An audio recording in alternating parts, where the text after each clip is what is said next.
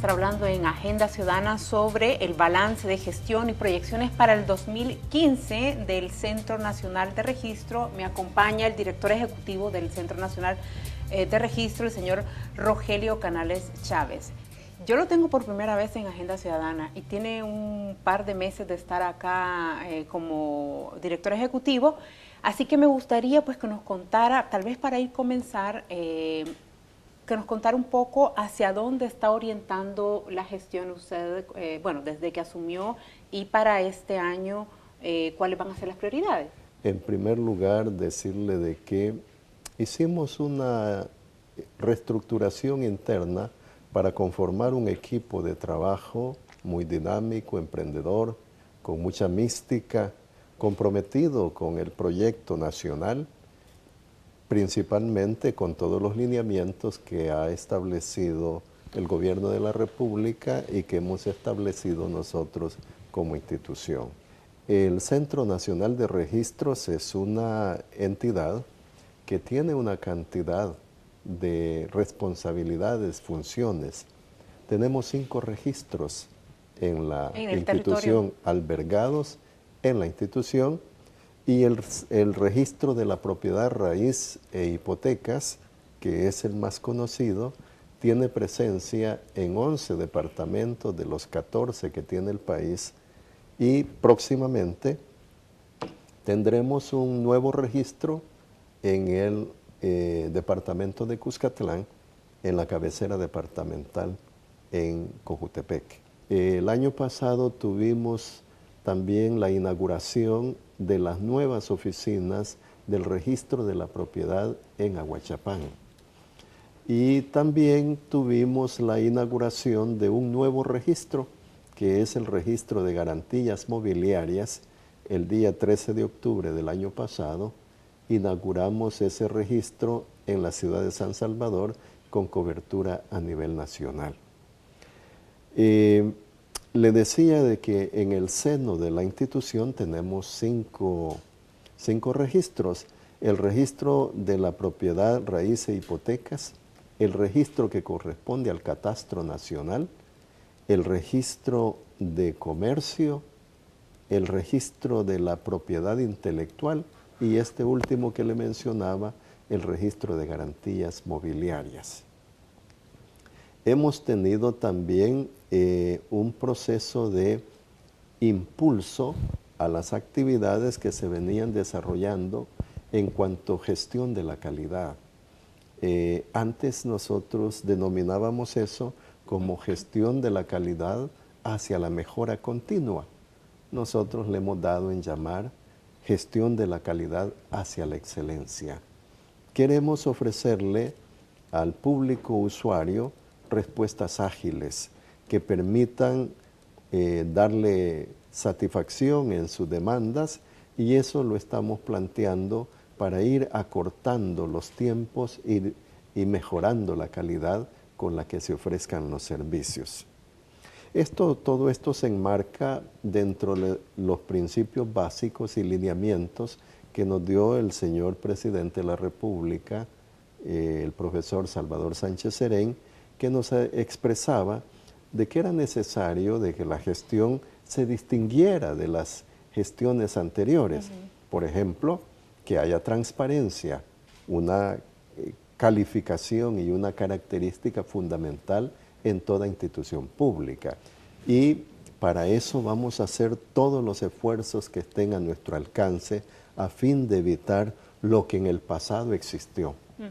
Cuando me refiero al pasado, no me refiero a la administración anterior, porque la administración anterior, a partir del 2009, rompió con esa estructura, quebró ese proceso, se hizo un parteaguas en toda esta dinámica. Acuérdese de que antes se mencionaba que que el Centro Nacional de Registros, el CNR, era una entidad que se ponía al servicio de un partido político. Un partido político que allí se crearon incluso plazas fantasmas y se dijo que las personas estaban nombradas allí, que cobraban allí, pero que no tenían la posibilidad no desarrollaban el trabajo en la institución, sino que estaban destacados en otras partes. Y yo quisiera tal vez que nos contara sobre este tema, cuáles son los mecanismos que se están implementando o se piensan implementar para garantizar esa transparencia a la que hizo referencia. Significa ponernos en vitrina, que nos vea la gente qué es lo que estamos haciendo. Cosas buenas, que son muchas, cosas malas, que son pocas, pero muy importantes. Es necesario que la gente se dé cuenta cómo se invierte la plata que nosotros estamos recibiendo de los usuarios del sistema, que conozcan cuáles son las actividades que realizamos. Por supuesto que aquellas cosas malas, porque no estamos libres de pecado, se deben de poner los correctivos necesarios para que la gente conozca.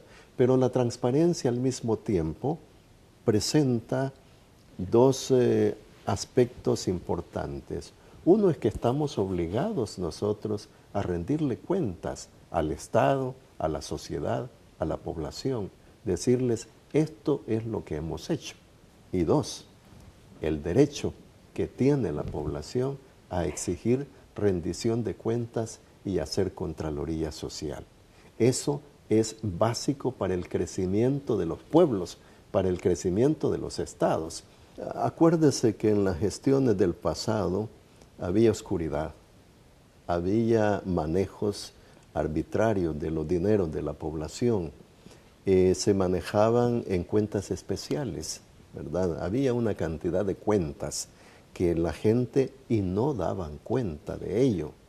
Eso fue por historia. Aquí se manejaba la secretividad de los asuntos del Estado, cuando el Estado es público. Entonces viene la presidencia del licenciado Funes y se impulsa la ley de acceso a la información pública. Se generó toda una estructura institucional con la Secretaría de Transparencia o Subsecretaría en ese entonces y se creó el Instituto de Acceso a la Información Pública. Una ley que determina de que había antes la Oficina de Información y Respuesta y que después se convierten en unidades de acceso a la información pública. Esa ley comprende tres tipos de información documental. Una, la que es de carácter público u oficiosa, que debe de estar del conocimiento de toda la comunidad. Dos, la información que está en reserva. ¿Por qué? Porque hay un proceso que se está discutiendo y que no sabemos cuál va a ser el resultado de ese proceso, entonces la información está reservada en tanto y en cuanto dure ese proceso. Con su resultado se hace público. Y la información que es una información reservada, que es de carácter específico y que no se debe de manejar, como son los nombres, las características, los datos personales de los funcionarios o de los usuarios del sistema. Hay otro tema en el que usted también ha hablado en entrevistas y me gustaría que nos comentara un poco acá en Agenda Ciudadana, y es que habla sobre una gestión eficiente. Esto es como la orientación que tiene y está tratando pues de implementar acciones que vayan en este sentido para que se traduzcan pues en calidad de atención ciudadana. Y quisiera que nos comentara un poco cómo se logra esto y cuál ha sido la experiencia en 7 meses de gestión. 7 meses son, ¿verdad? 7 meses. 7 meses. Tenemos nosotros un plan de gestión de la calidad hacia la excelencia. Ya me refería antes. Hay una dependencia en la institución que le da seguimiento a ese plan. Y además existe un consejo para la calidad interno conformado por directores y gerentes institucionales que están revisando si se alcanzaron las metas, cómo se alcanzaron y de qué tipo de calidad estamos hablando. Cada vez llevando las cosas a una reducción en los tiempos de respuesta. Quiero aprovechar para decirle de que nos sentimos bastante galardonados, nos sentimos bastante motivados, satisfechos, porque revistas incluso del Banco Mundial nos están dando una calificación importante al registro de El Salvador.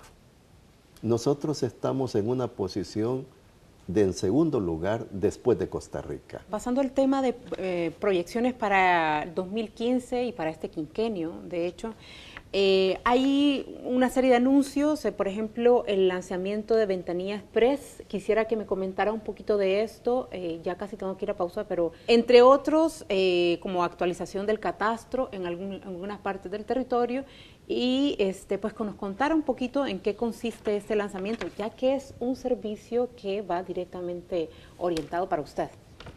Esos son puntos muy importantes que yo quisiera abordar con suficiente tiempo. Me parece que después de la pausa. Bueno. Pero también quisiera hablar en ese segundo momento con relación a la Política Nacional de la Propiedad Intelectual, que hemos lanzado en octubre del año pasado y que debemos de impulsar como país frente a la comunidad internacional y frente a la nación misma. Y quisiera contarle también cómo se ha dado esa política nacional de propiedad intelectual. ¿El proceso de registro es fácil o lleva tiempo en lo que demuestra uno? ¿Cómo tiene que demostrar uno que efectivamente yo tengo una marca de camisas Alicia? ¿Es un proceso largo, es un proceso corto? Hay algunos de esos derechos que llevan un tiempo relativamente corto, pero otros de mediano alcance. Recuérdese de que aquí vamos a una búsqueda para ver si no hay una marca o si no hay una patente con esas mismas características, esa misma nominación en otro país, porque también en otro lugar la han estatuido como propiedad de alguien.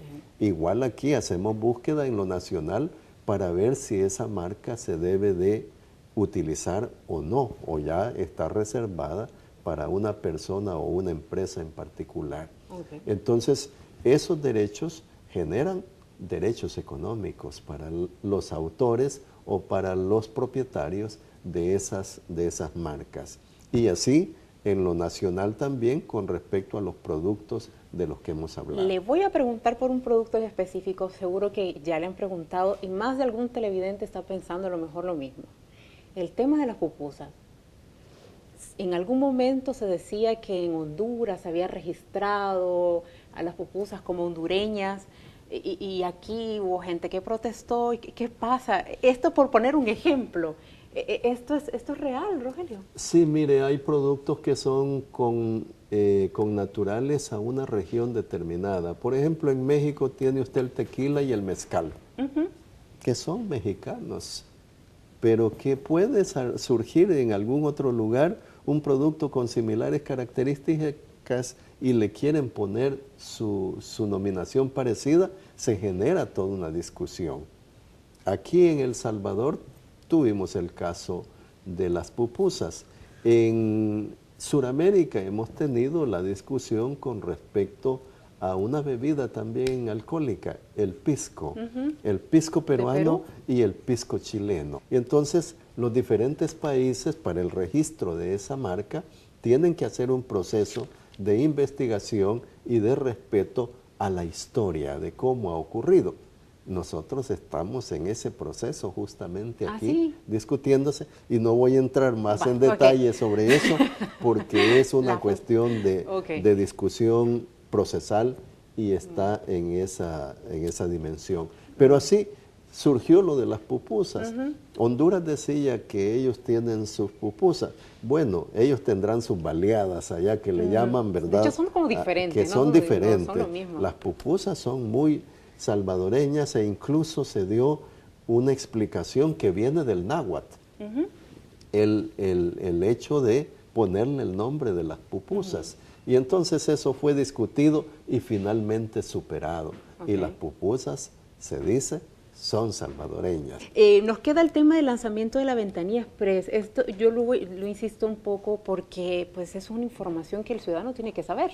Exactamente. Nosotros en el afán de ser eficientes y de también combatir la posible corrupción que haya con algún funcionario muy particular o con algún empleado, hemos puesto una ventanilla express. La gente quiere demanda y servicio rápido. Y entonces nosotros estamos queriendo llevar el servicio ordinario a 4 o 5 días. Pero alguien puede decir, miren, 5 días no me sirve. Yo necesito que esto me lo entreguen al menos en 24 horas. Muy bien, ponemos todo un aparato de servicio para que en esa ventanilla vaya hacia allá y allí le van a cobrar un servicio especial para darle el producto que usted quiere en 24 horas. No solo eso, también tenemos un servicio postal para la entrega de documentos a domicilio en un convenio que hicimos recientemente con la Dirección Nacional de Correos. Queremos mandarle a su oficina, aquí. Usted necesita un documento que ha presentado en el registro, puede perfectamente correo certificado traérselo aquí a la brevedad posible y usted paga ese servicio por traérselo acá. Usted evita trasladarse hasta el CNR. Entonces hay una modalidad tendiente a mejorar el servicio en esa forma. Y por último, en la pregunta que me formulaba sobre la modernización del catastro, estamos en los departamentos de Chalatenango, en la segunda fase de la modernización, con Chalatenango, Cuscatlán y Cabañas, San Vicente y Usulután, desarrollando la actualización del catastro para tener información lo más exacta posible de lo que está ocurriendo en esa latitud. Nos queda pendiente Morazán, San Miguel y La Unión para terminar con el barrido catastral que se tendría que hacer en todo El Salvador, tomando en consideración que cuando terminemos en La Unión y San Miguel hay que volver a Huachapán, Sonsonate, Santa Ana, porque ya ha cambiado la propiedad sobre la tierra, se ha dividido, se ha unificado, han pasado 1000 cosas y debemos de volver a la actualización también. Todo esto con el sentido de tener una institución con servicios seguros, pero más que todo de darle seguridad jurídica a todos los usuarios del sistema.